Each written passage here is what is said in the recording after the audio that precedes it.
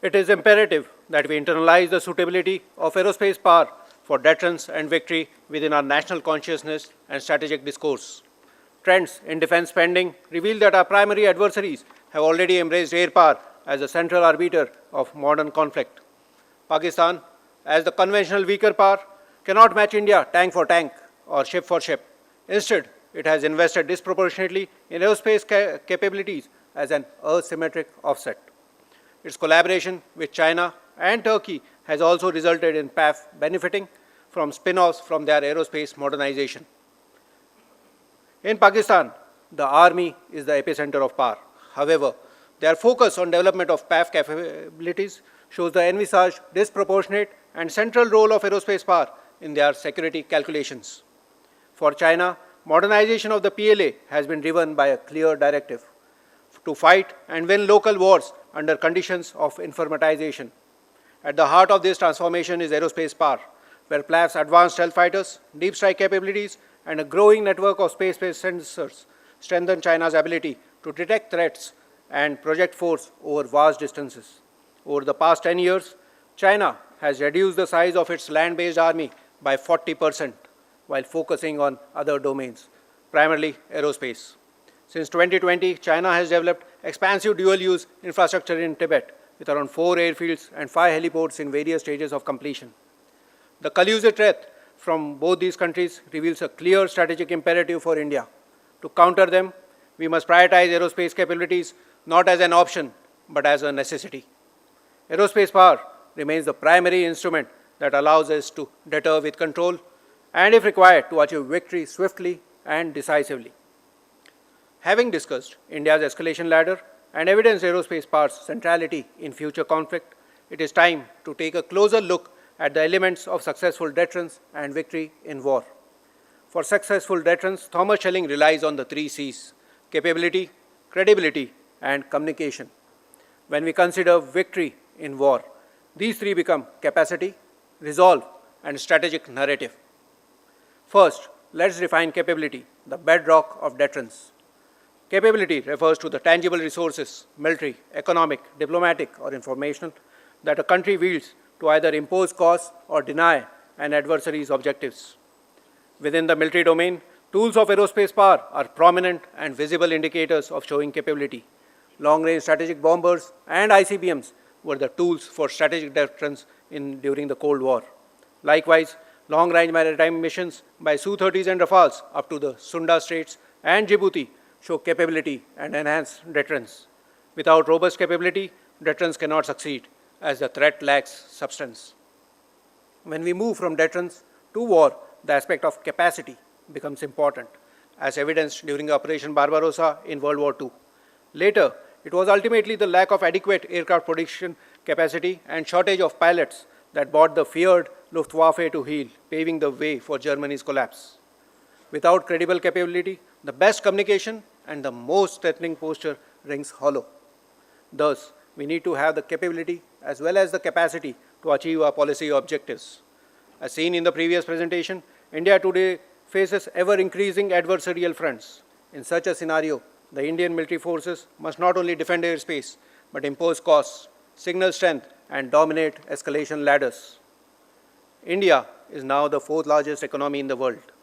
But does it have the corresponding prestige?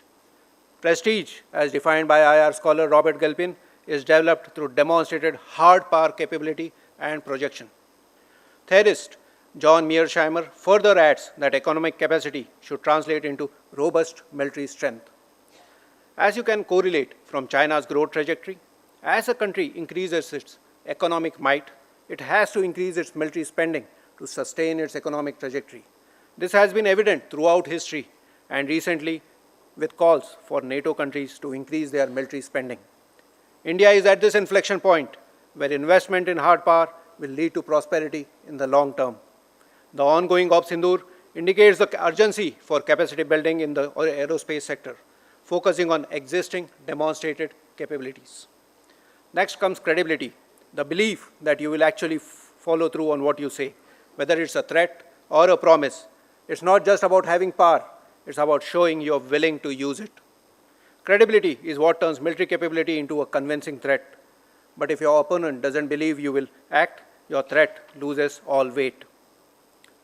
Resolve in wartime is not just staying the course. It's about radiating the will to outlast, outbleed, and outkill the enemy. Additionally, resilience in war is the ability to adapt under fire without showing weakness. But what actually builds such credibility? First, a state must draw and consistently enforce clear red lines. If an adversary isn't certain what will trigger a response, you create openings for dangerous miscalculations. Take the Falkland Wars in 1982. UK's initial withdrawal of HMS Endurance and muted diplomatic posture signaled a lack of resolve. Argentina interpreted this as a green light to invade. Only after Britain launched a clear, forceful military campaign was its credibility restored. But by then, deterrence had already failed and conflict was underway. A contemporary example of reinforcing the credibility of clear red lines was demonstrated by Israel's airstrikes on Iran's nuclear facilities. Second, credibility demands visible, demonstrable proof of readiness. Deployment of military units, high-profile military exercises, and real-time missile firings aren't just shows of force. They are practical signals to adversaries that your intentions are backed by real capability and political resolve. Post-Galwan, India's rapid induction of all combat arms into eastern Ladakh leveraged aerospace mobility. The pre-op Sindoor air exercises, the civil defense exercise, as well as naval missile tests demonstrated that true credibility emanates not only from capability, but from a nation's readiness to use it when truly tested. Third, credibility is amplified when a state uses multiple channels for strategic signaling. Announcing intentions or warnings across international forums, major media, or at influential think tanks ensures that messages are unmistakable, not just for adversaries, but also for friends and neutral observers who help shape the wider strategic environment. Aerospace power uniquely amplifies credibility. While both land and sea forces project resolve, air assets can engage in high-profile, reversible, and calibrated signals of intent, like overflights in contested airspace, no-fly zone enforcement, or precision strikes on command centers. That gets us to the third C, precision in communication. Without clear direct signaling of demands and consequences, even the most impressive military capability and credibility can fall flat.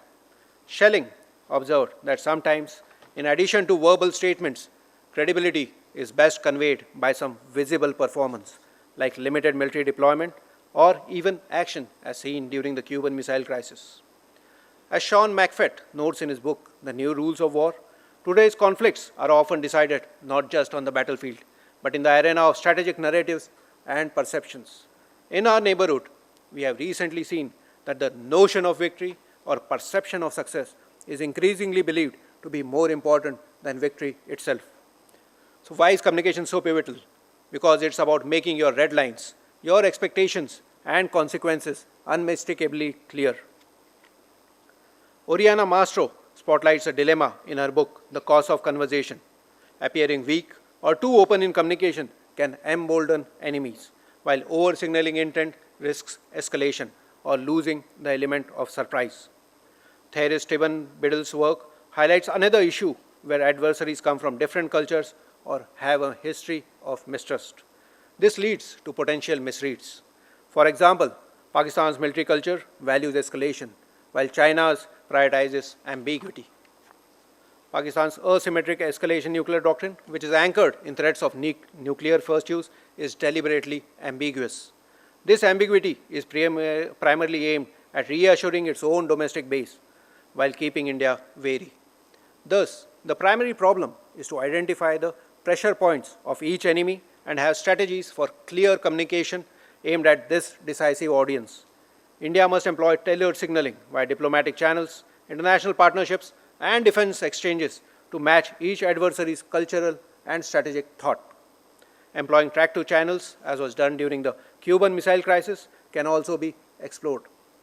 Scenario-based wargaming can not only anticipate adversary reactions, but also refine messaging for clarity and effect. High-visibility multinational exercises like Tarang Shakti can also become two primary tools to communicate interoperability and resolve. Actions speak louder than words.